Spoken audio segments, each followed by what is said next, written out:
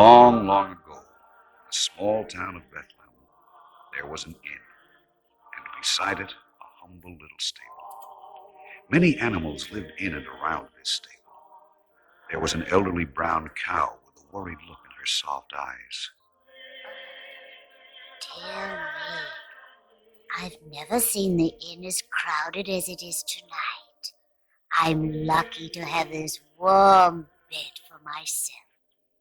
A pretty young goat, who wanted more than anything to take over the cow's bed, peeked in the doorway. You no longer give milk, old cow, so you don't deserve that bed.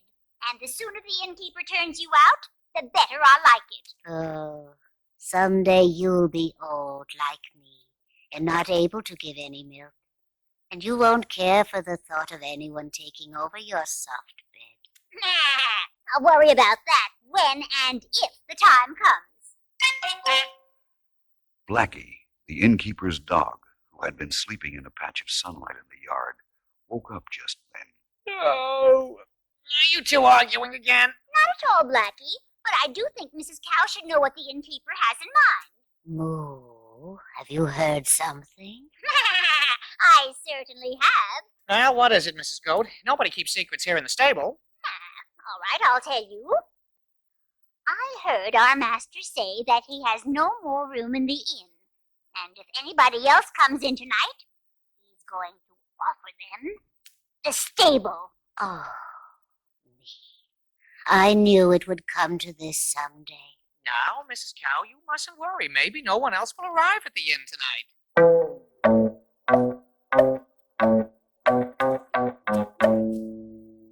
A huge ox, who was a guest in the stable while his master stayed at the inn, slowly shook his head.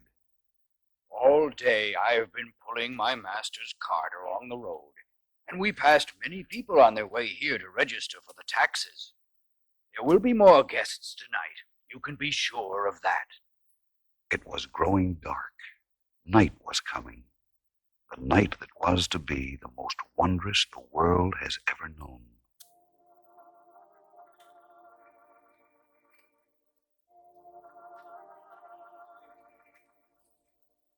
All the animals in the stable began to settle down. Two doves high up on the rafter closed their eyes and softly cooed each other to sleep. The old cow shifted herself on her bed of straw and closed her eyes. Mrs. Goat stretched out on the ground. This isn't too bad. Still, there's nothing better than a nice bed of straw, like Mrs. Cow's. The orange-colored cat, leaving the kitchen doorway of the inn, came over to the stable and sat down beside Blackie the dog. There's something different about tonight, Blackie. Something special. Special? Oh, I know. Because there are more guests at the inn, there are more scraps for you from the kitchen. I must admit I'm well fed tonight. But that isn't what I mean. Well, what do you mean? Listen. Don't you hear it? Can't you feel it? There's something in the air. As if the whole world is waiting for it to happen. For something great to happen. Listen. Yes. Yes, now I do hear something. Oh, I'd better start barking the alarm. No, wait. It's a warm, friendly feeling in the air. Nothing to be afraid of. Nothing for you to warn against. Yes, but what is it? I don't know, Blackie. But it's coming closer. Sit here beside me and we'll keep watch together. Very well. As the dog and the cat watched from the stable doorway, a man came into the dark courtyard leading a small gray donkey. On the donkey's back sat a woman. The man led the donkey to the inn and gently knocked on the door.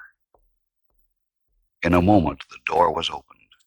The man asked the innkeeper for a room, explaining that they had traveled over the hills from Nazareth to the north, and that his wife, who soon would have a child, was in need of a place to rest.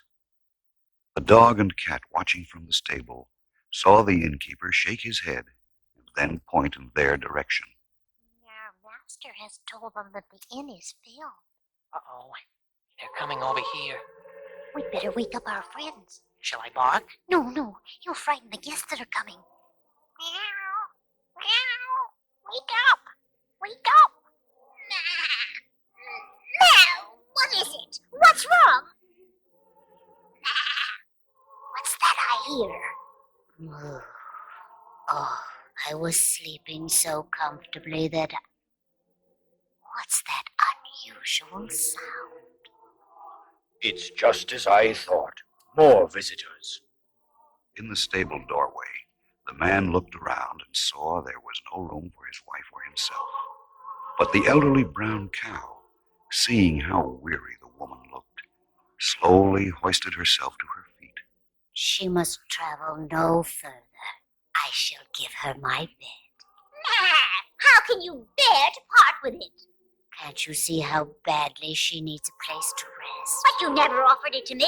Stop arguing, Mrs. Goat, and get out of the way so that they can reach the bed. Oh, very well. The man, who was known as Joseph, led the donkey bearing his wife across the little stable floor to the cow's soft straw bed. Then, gently he lifted the woman, Mary, from the donkey's back and lowered her onto the straw. The little donkey blinked its large gray eyes. Thank you. Thank you for giving my mistress your bed. I'm glad that I was able to. I knew that bed would be taken away from you someday. It wasn't taken, Mrs. Goat.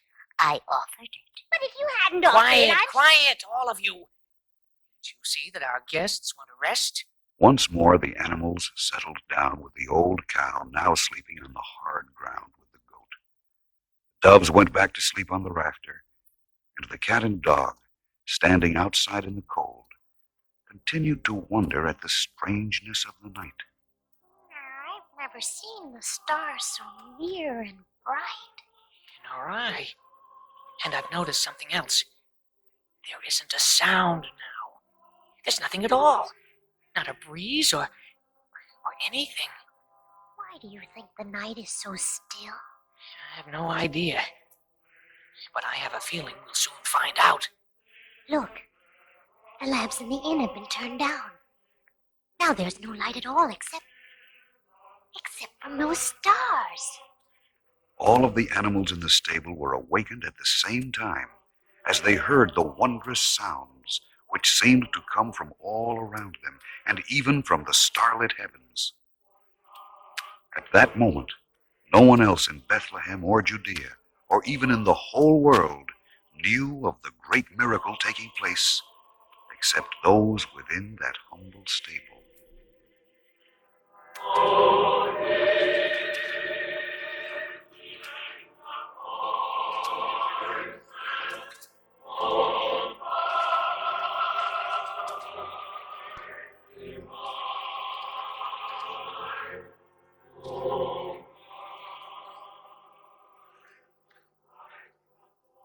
As Mary held the newborn babe in her arms, the old cow gently nuzzled the other animals. My manger can serve as a crib for the infant. But it still has some hay in it. What'll we have for breakfast? It doesn't matter. The hay will be a soft and sweet bed. You're very kind. I'll nudge my master so that he'll see your offering. Master? Master? He sees it. The woman is going to place the tiny baby there. You're right, old cow. I don't mind our hay being used for this child. But the night is cold. We must not let the babe feel it. Crowd close, my friends. You're right, Mr. Dogs. Better get closer. As the doves cooed the tiny child to sleep, and the animals of the stable crowded close around the manger to keep out the cold of night, the dog and cat moved silently to the doorway, where they gazed up at the heavens. What is that up there? A star. The brightest, most beautiful star I've ever seen. Listen. A great star shining in the east was seen by shepherds keeping watch over their flocks. Angels appeared to them, telling of the miracle in the stable at Bethlehem, and the shepherds began to lead their flocks toward that holy place. In other lands, kings and wise men saw the star and knew what it meant. They mounted their camels, and carrying rich gifts of gold, frankincense, and myrrh, rode toward the east, following the great star. None of the animals in the stable slept that night. Instead, they provided a circle of warmth for Mary and Joseph and the tiny baby. With the star hovering above the stable, the first shepherd arrived, leading his flock.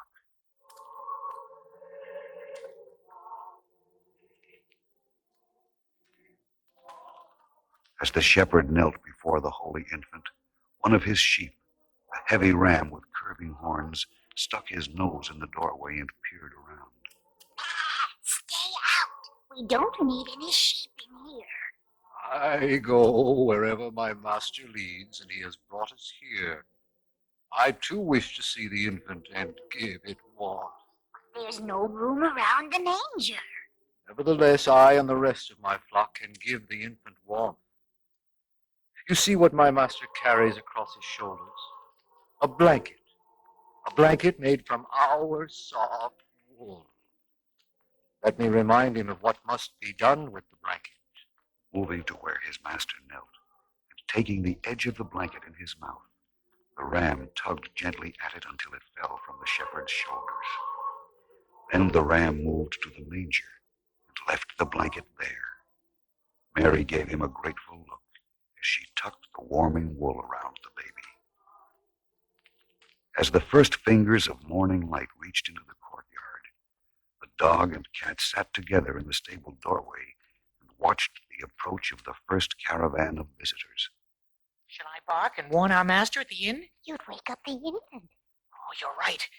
I won't make any noise. Here comes the caravan. The people are going in to worship the Holy Child. I wonder where they're from. Meow. That big camel over there looks friendly.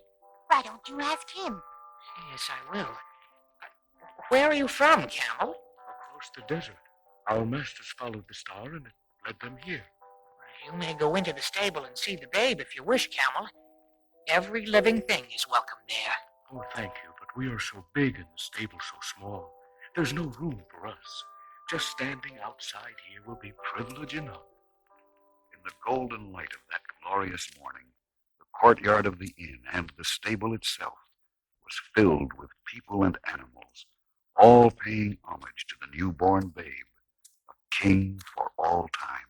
And it could be that the most happy beings on earth were the animals, who gazed with soft eyes upon the Christ child. There were the doves, sitting high on the rafter above the manger.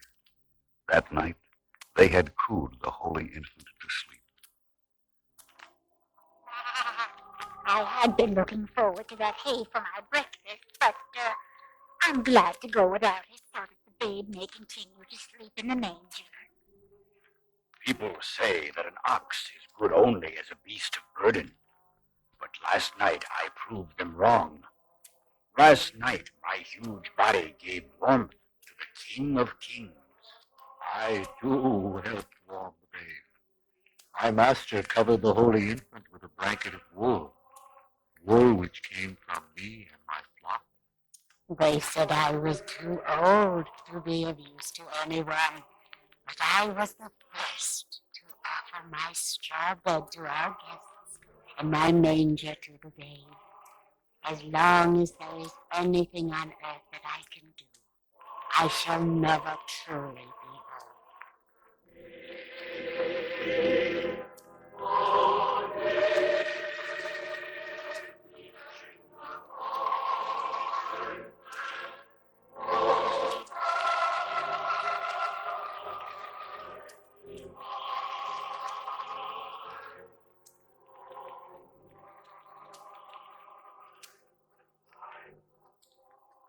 As for Blackie the dog and the orange-colored cat, they sat together over in a corner of the stable, where they were able to see not only all the visitors, but the newborn babe as well.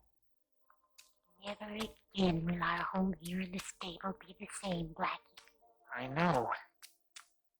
Nothing will be the same again. Anywhere in the world. And that's what happened long, long ago in that humble stable in Bethlehem on the very first Christmas.